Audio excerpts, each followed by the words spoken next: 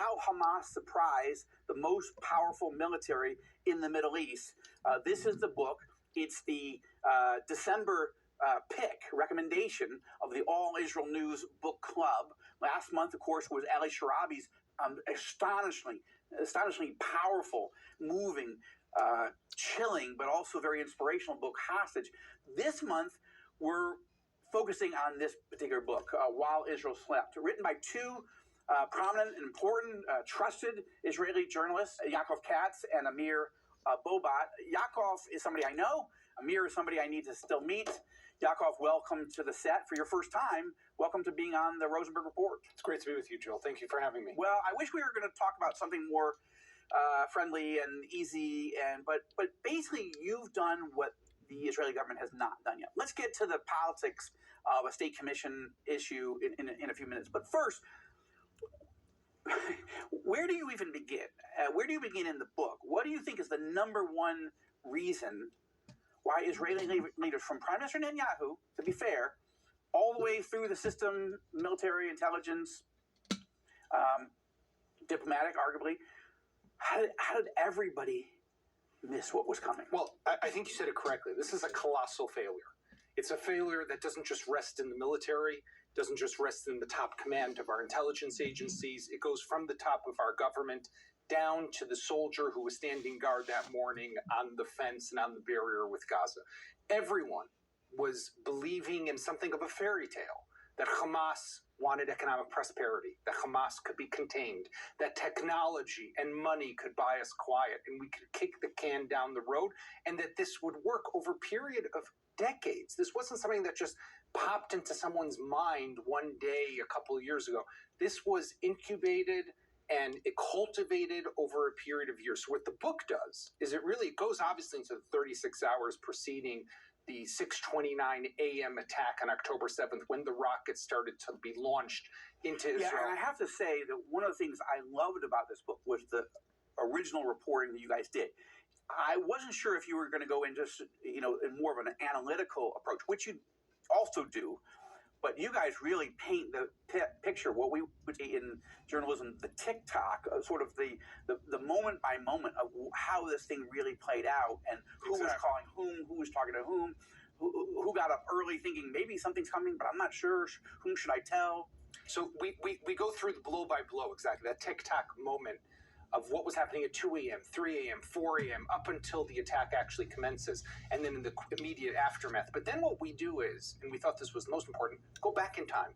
Go to when Hamas was conceived, when Hamas was created in the 1980s in Gaza. And Amir and I went, and we met with the officers, the Israeli military officials who were on the ground in Gaza at the time, who were meeting with Sheikh Yassin, Ismail Haniyeh, Muhammad Def, all the top leaders of Hamas, many of them who were killed by Israel over the last 2 years of this war. So it was important to look at when Hamas came into existence, what were the warning signs that we saw then, and how did we get to this point that we believed that a genocidal jihadist terrorist organization could be bought off with money?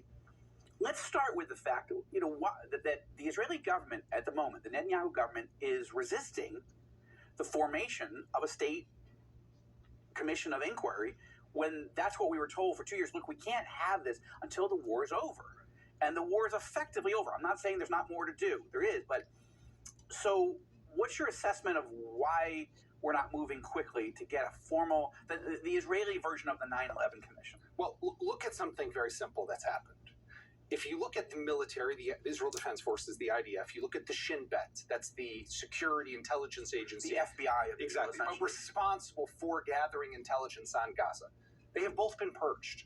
Anyone who basically was involved in operations in the run-up to October 7th, or involved on the ground in operations on October 7th, they're no longer in uniform. They're no longer in the Shin Bet. When you say purge, but many of them resigned voluntarily. Many of them took responsibility. At least at the higher levels. Correct, but people were fired. Some people were fired, some people were pushed out, some people willingly on their own decided to take responsibility and to walk away from their job. That's only happened, though, in the military and in the Shin Bet. In the political echelon, in the government, there's no one who has taken responsibility and said, I am accountable, and as a result, I will step down. Now, we need a commission of inquiry, in my opinion. This book is great. I think everybody at the top has said we were going to get one. But we need one because we have to learn the lessons so that this won't happen again. Right. This is important. This happened to us in 1973 in the Yom Kippur War when we were surprised by Egypt and Syria in October of 73, almost 50 years to the day of October 7th. It happened now. We have to ensure this doesn't happen again. Why the government doesn't want it? Because I think they know what it will discover. And they know, and Prime Minister Netanyahu specifically knows, that, look, Joel, he was the prime minister for about 15 years consecutively up until October 7th. It's hard to say this didn't happen. Correct. Truly on the policies were set by him. Now, he's done an amazing, I think, an astonishingly good job as a wartime leader, assassinating all the top leadership of both Hezbollah and Hamas, taking out the Iran nuclear program. So there's a lot of wins as he heads into, I just want to put the context is, we're heading towards elections in 2026. Legally, they can't happen later than October. They might happen sooner. But any way you slice it, we're heading into the third anniversary of October 7th with an election that may be a referendum correct, on where the catastrophic failures on October 7th, so much that group needs to be washed out to sea, or did they redeem themselves by how much they got done over the next 2 years? Or is that the wrong question even to ask? First of all, I totally agree with everything you just said. I think that what Netanyahu has done over the last 2 years is remarkable, biblical, unbelievable in re-engineering the situation here in the Middle East, from Iran to Syria to Lebanon and to Gaza itself. But you can have two truths at once. One, he deserves the credit for this change. Two, he deserves the blame for this colossal failure the day that the most Jews were murdered on a single day since the Holocaust was October 7th. Coming up next on the question to ask when it comes to understanding the most colossal military failure in Israeli history. How do we make sure such a disaster never happens again? And does author Yaakov Katz believe anyone will be held accountable for the worst slaughter of Jews on a single day since the Holocaust? Find out when the Rosenberg Report continues on TBN right after the break. Would you like to know who literally used to run ads on television during political campaigns as the babysitter, that he was the guy that would keep your children safe, that failed catastrophically on October 7th, 2023, and it's been an amazing job that he's done since, but we're still trying to understand what really happened. And there's a fascinating must-read new book, While Israel Slept. One of the authors, the former editor-in-chief of the Jerusalem Post, is with us, Yaakov Katz. Yaakov, you go through a lot of reasons. I mean, you guys, you and your colleague Amir Abobat, they really do such tremendous reporting. I really thought this book was excellent, and that's why we're recommending it as a must-read. So there's several things, but you talk about the thing which may be the most important, which was the concept that somehow the entire Israeli political and military intelligence security establishment had decided that Hamas was not a threat. Let's keep our eyes on Iran, Hezbollah, other these separate issues. And there was a concept, and every piece of intelligence that didn't seem to fit that was sort of not paid attention to. It was almost, I mean, there's psychological terms for this, people, but how would you describe in layman's terms the concept that the Israeli security establishment was running on? In Hebrew, we call it the conceptia. Exactly. It's the concept. And excuse me, the idea being that you have a belief system. And the belief system is that Hamas does not want war. Hamas wants economic prosperity. It wants to continue to get the Qatari money. Remember, $30 million in cash were going into Gaza every month for poor Palestinians. They were going to Hamas, enlarging Hamas's budget. Israel was allowing it. And that was largely accepted by or affirmed by the Netanyahu government over the years. There were two it was requested by outliers, I guess. Avigdor Lieberman at one point when he was the defense minister, and Naftali Bennett pushed back at a while, but not enough to stop Qatar from shipping this money literally in suitcases and trunks. And it was believed to be working. And then the second was that they wanted their people in Gaza to come into Israel and to work inside the kibbutzim, inside the factories, inside the towns. They had about 20,000 people. For 20,000 people getting an Israeli salary, that was sustaining hundreds of thousands of people in Gaza. Because the salary in Israel was so much It's so much higher than there. And in Gaza. Yahya Sinwar, the leader of Hamas, was explaining to Israelis, was telling the mediators, the Qataris, the Egyptians, I don't want war. I want quiet. You remember, Joel, that there was an operation just about a year before October 7th, in the summer of 2022. It was just about 48 hours. Israel took out just Islamic Jihad guys, and Hamas stood on the sidelines. They didn't get involved. Israel saw that and said, one second, Hamas really doesn't want war. So altogether, it created this prism. And this concept, this prism, is that Hamas is deterred. It doesn't want war. Hamas, so it wasn't just that Israelis were coming up with their own assessment. Hamas was building a narrative, false narrative exactly, to lower the suspicion, lower the guard of the Israeli. This was deception at its best, and it lowered the guard, and it got Israel to believe that there was no chance of war, and that's why, even in the months ahead of October 7th, there were reports. There were the female soldiers who were stationed along the border, the surveillance watching soldiers, all this stuff, watching things, watching their the border. reports weren't listened to. They were seeing senior Hamas commanders coming closer to the border. They were seeing training along the border. There was a non-commissioned officer in the Gaza division, intelligence officer, who wrote a report called the Jericho Walls, Joel. It's for the biblical Jericho Walls that came tumbling down back in the time of Joshua. And her report basically warned Hamas is preparing to breach this very sophisticated border. But it was all ignored because it didn't fit the concept. The term in sort of psychological parlance is confirmation bias. You're basically, unless a piece of data fits what you think is going to happen anyway, you ignore it. You don't say, oh, that doesn't fit. I should focus on that and say, what is that telling me? And we sort of, and we all do it. We all do it in our marriages. We do it with our children. We do it in our workplaces. But when you're working at the highest levels of keeping the Israeli people secure and the Zionist enterprise alive, which is we'll never allow. I mean, there'll be a war here and there. We'll win it. We're not going to just allow women and children and Holocaust survivors to be slaughtered, raped, burned alive in their homes while they sleep on a Sabbath morning in the Jewish state of Israel.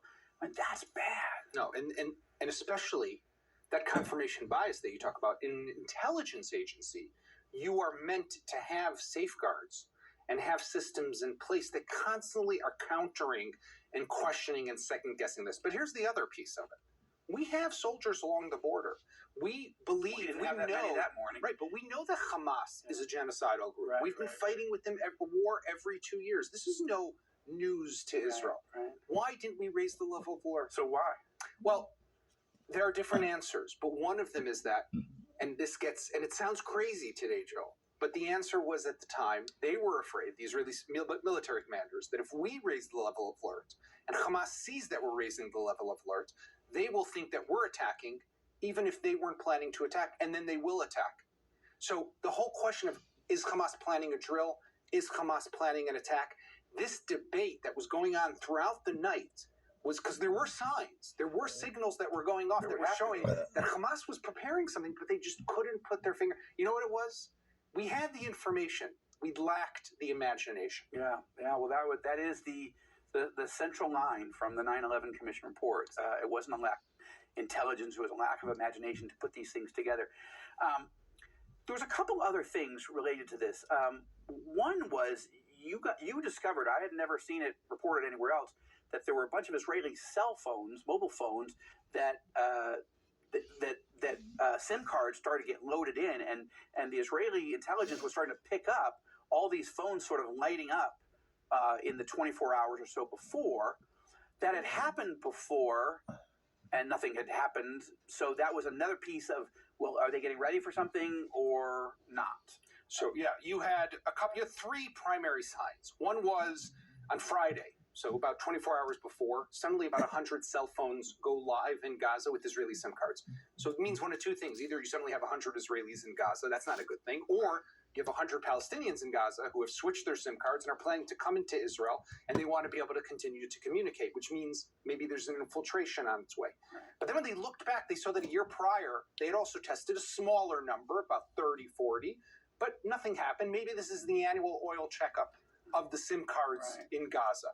That was piece one. Piece two was during the night. Suddenly we start to detect them uncovering underground rocket launchers, seemingly getting ready to launch rockets. That's where the drill comes into play. So the SIM cards last year, this year, probably a drill. This is also part of a drill. The Israeli intelligence intercepts a phone call between an Islamic Jihad operative, another terrorist group, and a senior Hamas operative. The Islamic Jihad operative says, "What are you guys doing uncovering these rocket launchers?" And he says, "Don't worry about it. It's a drill." That further deception and deceives Israel into believing this actually is a drill. Then we start to see them preparing underground bunkers for people like Muhammad Def, the elusive, deadly, terrible mastermind of this attack, the senior Hamas military commander. He ends up getting killed in an Israeli airstrike. But they're preparing the underground bunker tunnel network for him and his family. Like we said, there was a lot of different alarm bells that were going off. And for that reason, even the IDF chief of staff at the time, Herzi Halevi, is home, is getting these phone calls, is getting some of these reports, goes into his study, because he doesn't like to take the calls from his bed, goes into his study and writes a note to himself. Don't just dismiss this as if it's nothing. But tragically, they dismissed it. And when 6:29 a.m., that when the clock struck that time, the thousands of rockets began getting launched into Israel, and Hamas raided the border and raided those frontline IDF positions and the kibbutzim. Okay. At least one other major element of at least Netanyahu and his team's inability, perhaps, to see what was coming was, I think, was the fact that Netanyahu believed he and his team were changing the Middle East. He had successfully, with President Trump, brokered 4 historic Arab-Israeli peace agreements, what became known as the Abraham Accords, and Netanyahu truly was, within weeks, maybe a month or two, of finishing a deal with Mohammed bin Salman, the Crown Prince of Saudi Arabia. A Saudi-Israeli peace normalization agreement would have been absolutely game-changing and would have opened the door for many other countries, Indonesia and many other. And you're one of the few Israeli citizens who actually sat with MBS, met him, and had conversations, which is remarkable in of itself. Which is why I believed all the data that I was seeing that this was inbound, that I believed that MBS wanted it. He was looking for the right moment, and given that the Abraham Accords have been going well with the other countries, that the moment seemed ripe. Now, talking to Saudi officials at a senior level later, they now say they feel like they inadvertently played a role in triggering October 7th, because when the Crown Prince sat down with Bret Baier of Fox News and said, effectively, we're that close, that was a signal to Iran. If we're going, we better send Hamas and Hezbollah into motion. All that to say, Netanyahu thought he was dealing with a new Middle East, and that in management terms, you and I talked about this on the Joshua Fund podcast. There's, people say there are problems to solve, and then there are tensions to be managed. Netanyahu never saw Hamas as a problem to solve. He believed it was a tension that you could manage effectively while you had bigger fish to fry. We're dealing with Iran, Correct. We're dealing with Hezbollah, and we might make peace with the Saudis. So let's not anything that would provoke a conflict to our south. How did that fit in your reporting? 100% that we had bigger fish to fry. And Netanyahu, he himself even writes this in his autobiography. I was focused on Iran, Hezbollah, Hamas. We could deal with, we had it under control. We did not, and we paid the price for that. The memoirs came out before. Correct. October 7th. I think the year before. Yeah, but he does say. But he does give insight into that type of thinking.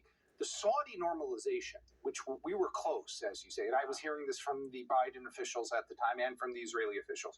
There's no doubt, and according to Israeli intelligence, this was one of Yahya Sinwar, the leader of Hamas's ambitions. Torpedo this, prevent this from happening. Blow up this potential accord, don't let it happen. And look, so far, he has succeeded. We just saw the visit a few weeks ago of MBS to Washington, talks of arms sales, talks of civilian nuclear energy. Not yet, at least at that meeting, talk of normalization with Israel. So there's a lot going on, but we're still not where we wanted to be. But I think that Hamas had other ambitions here as well.